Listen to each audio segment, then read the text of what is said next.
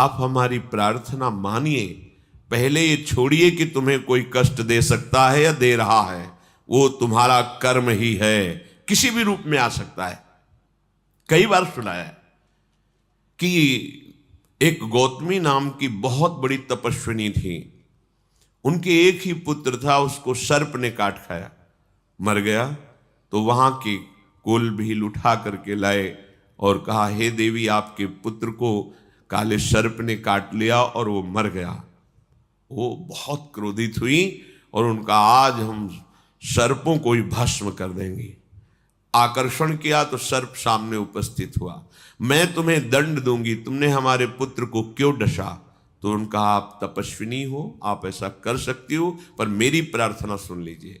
मैं बिल्कुल अपने वश में नहीं था, मेरे ऊपर मृत्यु सवार थी इस बालक की, और उस मृत्यु ने मुझे विवश करके कटवाया है। बात समझ में आई? हाँ, ठीक बात कह रहा है।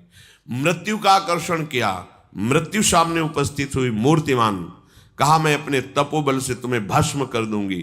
तुमने सांप को प्रेरित किया और सांप ने मेरे पुत्र को डसा और मर गया। तो उनका, क्षमा कीजिएगा, मेरा कोई दोष नहीं, मुझे काल ने प्रेरित किया। काल से प्रेरित होने के कारण मैं मृत्यु सर्प के ऊपर अपना सामर्थ्य करके उसे वशीभूत करके उसे कटवाया और वो मर गया। हाँ, ये बात सही है। काल का आकर्षण किया, काल भगवान उपस्थित हुए, आपने मेरे पुत्र को क्यों मरवाया? तो उनका, तुम्हारे पुत्र के कर्म से मैं प्रेरित था। काल किससे प्रेरित? तुम्हारे कर्म से, अर्थात तुम्हारे पुत्र के पूर्व कर्म से काल प्रेरित होकर काल ने मृत्यु को, मृत्यु ने सर्प को, और सर्प ने डस लिया। तो जब हम विवेक से मूल में पहुंचते हैं तो हमारा कर्म ही हमको दंड दे रहा है, कोई दूसरा नहीं।